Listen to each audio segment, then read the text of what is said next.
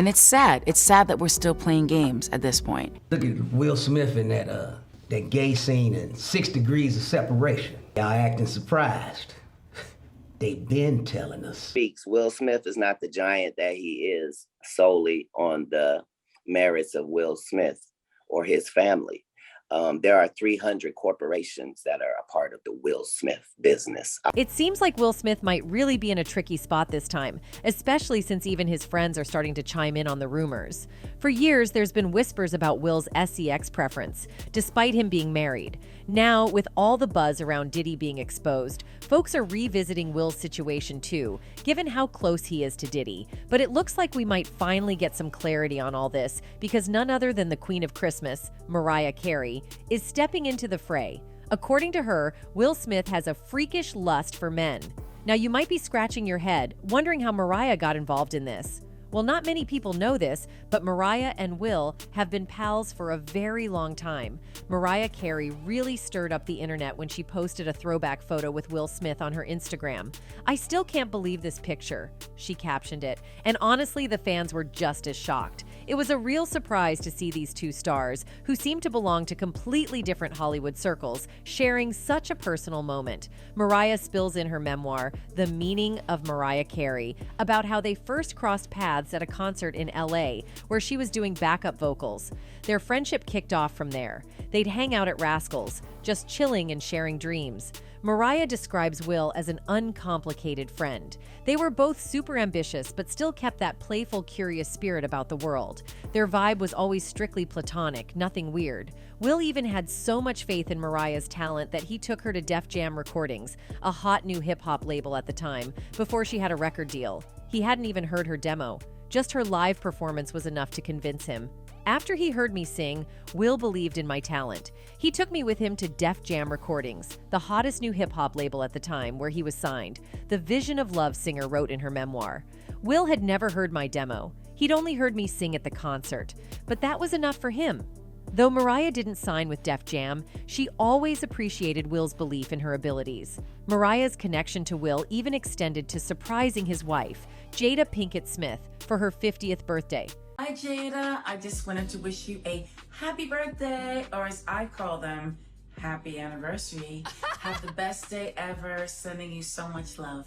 So, yeah, it's not too surprising that Mariah might know a thing or two about Will's personal life. Speaking of personal insights, Eddie Griffin recently made some waves on his new platform, where he dives into all things comedy, conspiracy theories, and of course, his favorite topic, the Illuminati. Griffin suggests that the powers that be always hint at their plans in media before they actually unfold. He said, "They have to let us know first. Before they can do anything to us, that's heavenly rules right there.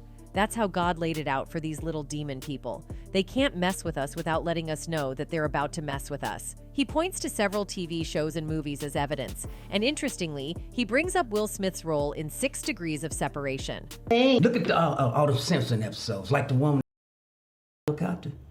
See? You think that's a coincidence? Will Smith in that gay scene in 6 Degrees of Separation. Y'all acting surprised. They've been. According to Griffin, this movie was a subtle nod to Will's sex preference, hinting that the rumors about him being gay might have some weight. Eddie Griffin's comments also stirred up more chatter, especially when you tie it in with what Cat Williams said a while back about Will Smith. Cat hinted that Will might be kind of a power slave, doing whatever it takes to get to the top in Hollywood. This suggests he might not be fully in control, like there are puppet masters behind the scenes pulling the strings on his career moves. Will Smith is not the giant that he is solely on the merits of Will Smith or his family. There are 300 corporations that are a part of the Will Smith business operation. If you are the people that are in business with him, when you decide that you gonna do something, you can do it too. Remember the whole Oscars drama where Smith smacked Chris Rock? Well, Williams suggests it was all a setup, a carefully orchestrated show to keep Smith in check. Williams emphasizes that in the world of showbiz, where illusion often trumps reality, such staged dramas are more common than one might think. We have to understand that these are two giants in our field if you're a black person. This is the two guys, too big and too good to be involved in what they're in. That would make sense if it was me and Michael Blackson slapping each other, not Will Smith and Chris Rock. When two large boulders come together and you can't see Chris Rock winning at all, he's humiliated. If you were going to slap a comedian, he was the #1 to slap. Head of the coons, so slappable. If you're going to slap him, you just need the greatest guy, the best guy, the one who's shown us his best behavior since the 90s. That guy is the one who will have to slap him in order for the type of ratings we need and attention to be on this thing. If you were going to slap a comedian, he was the #1 to slap. And if you're going to slap him, you just need the greatest guy. The bestest guy is the one that will have to slap him in order for the type of ratings we need and attention to be on this thing. Moreover, Williams suggests that Smith's decline in recent projects, such as the ill-fated After Earth with his son Jaden, signals a deliberate move by these puppeteers to discredit and sideline him. By orchestrating scenarios that lead to public scrutiny and professional setbacks, they effectively render Smith unemployable in the eyes of Hollywood's power brokers. They fiddle with the perception of the people, and that's part of the job. Back in the day, it used to be called propaganda. Now it's just called business. They don't say we got to smear the candidate, they just smear him. Whoever made you is qualified to break you, that's the end of it. When they bought you and put you on that Fox show, it was because you were going to do this and only this. You'll never do that. As soon as you breach that, they done with you too. They decided they were finished with Will when he did After Earth with Jaden. From there, they've done what was necessary to take him from $20 million a movie to put him in a position where maybe it can appear he has a nervous breakdown and is now unemployable. Decided that they were finished with Will when he did After Earth with Jer. They've done what was necessary to take him from a $20 million a movie to put him in a position where maybe it can appear he has a nervous breakdown and now is unemployable.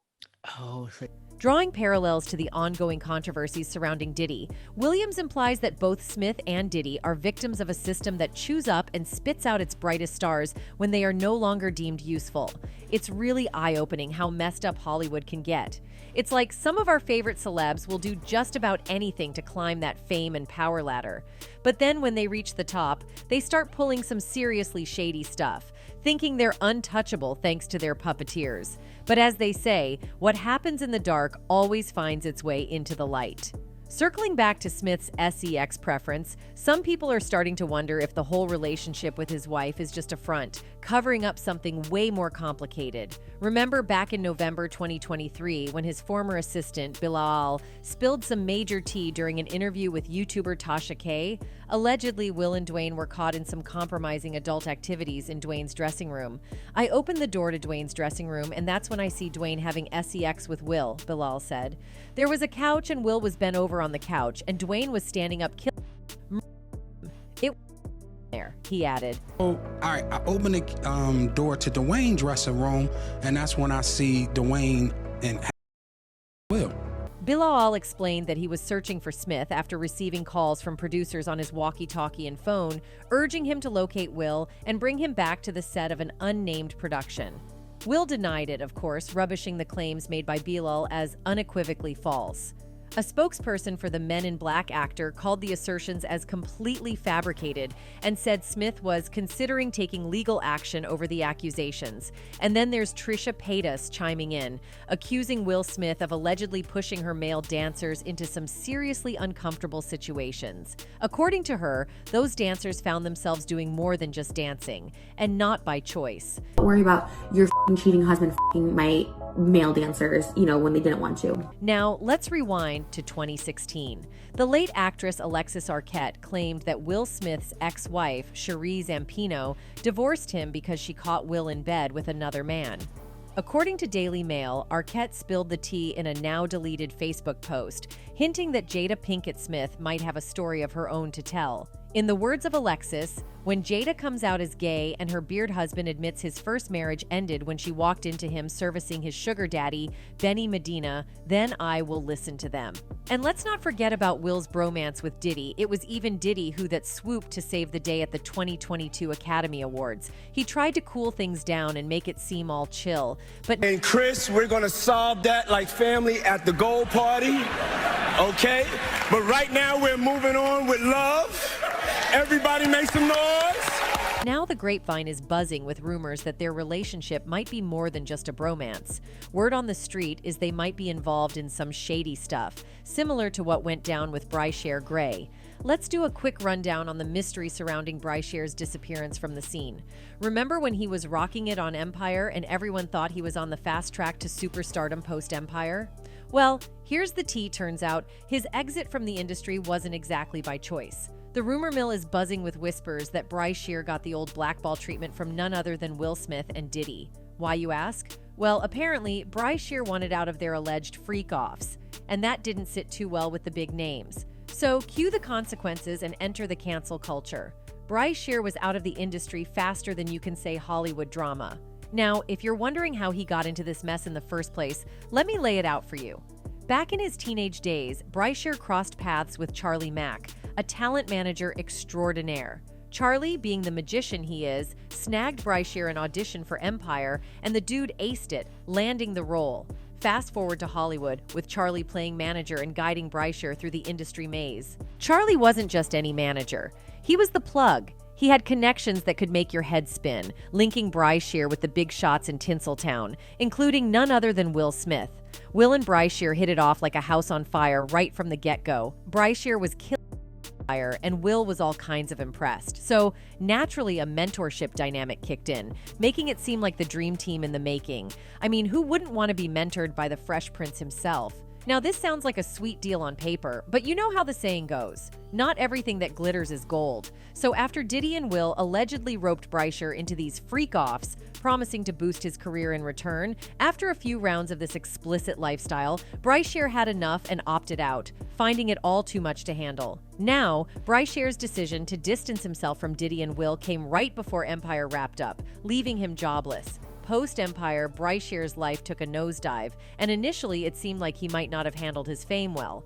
But the real kicker is the alleged fallout with Diddy and Will, who, according to rumors, were furious that Bryshere dared to walk away. Allegedly, they didn't take kindly to his departure and supposedly pulled some strings to blacklist him from the industry. Remember how Cassie spilled the tea about Diddy threatening her career when she tried to leave? Well, if the rumors are to be believed, Bryshere faced a similar fate. Allegedly, Diddy and Will ruined his career as a form of revenge, and there are even whispers that they allegedly used threats to keep him silent. Ever wondered why Bryshere's career didn't soar despite having A-list mentors like Will Smith and Diddy? Well, the rumors suggest they might be the ones who allegedly kicked him out of the spotlight in the first place. Also, Will Smith's antics in the family department is taking a bizarre turn. You might not have caught wind of this, but there's some talk about Will's peculiar way of showing affection to his own son, Jaden. Fans are side-eyeing Smith for what they're calling creepy and weird behavior as a father figure, especially towards Jaden. Jaden, come on. Are you okay? Oh my God, this is ridiculous.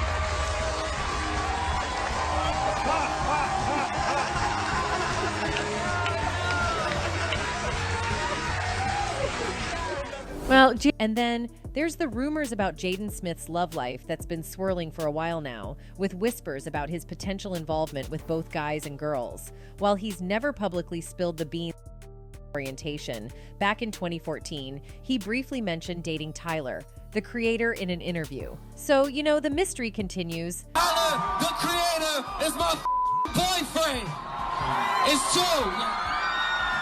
Continues. But let's swing back to Papa Smith for a sec. It's kind of strange that he got all riled up about news suggesting Jaden might be dating a man, but hush-hush about his own doings behind closed doors. Will dropped some wisdom bombs during an interview, saying he and Jaden are all about letting their kids discover themselves because, in his words, you can never be happy being what you're not. Sounds all great, right? Well, here's the twist. In the same interview, Will called Jaden stupid for not keeping things under wraps in his life, and it gets even more complicated. Jaden seems to be a bit fed up with the Smith family situation. He's been vocal about wishing Tupac could be his dad instead of Will because, according to Jaden, Will isn't giving him the support he craves. He's even throwing it back to the supposed best connection in the world, the one he had with his mom. Best friends. Right. Well, they say marry your best friend, but I'm glad they didn't. Yeah. He's like, so am I. You know? According to Jaden, he didn't fully grasp the magnitude of his parents' impact until he stepped out into the world and felt the weight of the expectations tied to the Smith name. It seems like the Smiths are basically hip-hop royalty, making waves in a way that's left a lasting impression on the world. On the flip side, Jaden's sister, Willow Smith, threw us all for a loop with a letter she penned to the late Tupac when she was just 11. In this heartfelt note, she was practically begging him to make a comeback for the sake of her mom's happiness. The whole thing got aired out on social media by influencer Kevin Samuels during a podcast, and he couldn't help but point out the irony of a little girl writing to Tupac instead of, say, Santa Claus or the Easter Bunny. Like, why Tupac? And this is what's going on in your house. Your wife is in love with a dead man. Dear Tupac, I think my mommy really misses you. Can you please come back? Can you come back so me and my mommy can be happy? I wish you were here. I really do. Willow never met Tupac. Why is this little girl writing a letter to Tupac? Why is Will Smith's daughter writing a letter to Tupac? Now, this brings us to the meaty part, Will Smith's role as a father and husband. It seems like there's a bit of a disconnect here. Jaden's openly expressing his preference for Tupac over his own dad, and Willow's writing love letters to a deceased rapper. Not exactly your typical family dynamics. Also, Tupac and Diddy weren't exactly best buds. In fact, they were on the opposite ends of the spectrum, and Tupac considered Diddy as an enemy. Now, here's where it gets intriguing. Will Smith seems to have a fondness for Diddy, who was a big supporter of Biggie, Tupac's natural adversary. Could this be a case of choosing sides? Jaden, in particular, doesn't seem too thrilled about Diddy, perhaps because he's already made his preference clear: Tupac over Smith. But it's not just the kids who have a soft spot for Tupac. Turns out, Jada herself has been carrying a torch for her long-lost friend, and Will Smith spilled the tea on his feelings of jealousy in a recent interview. When asked if he ever felt a tinge of jealousy about Jada's deep connection with Tupac, Will didn't hold back. He went all in, saying, "Oh, yeah, oh my God, that was in the early days." Apparently, Jada and Tupac had this deep, non-romantic love going on, having grown up together. But they reached that age where things could have taken a turn, and that's when Jada was with Will. Were you ever jealous of the love Jada had for Tupac? Yeah. I thought you were gonna say no. Oh my God, that dude, they grew up together, and they loved each other, but they never had that. They never had a. But they had come into that age where now that was a possibility, and then Jada was... Will bared it all, confessing that he was the soft rapper from Philly, feeling deeply insecure about competing with the larger-than-life Tupac. He admitted to not being man enough to handle the situation well.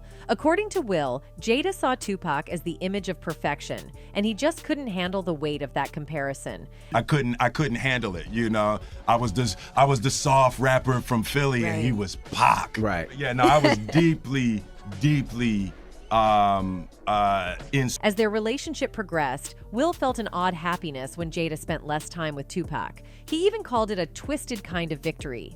He shared, "If she chooses me over Tupac, there was no way I could be a coward. I have rarely felt more validated."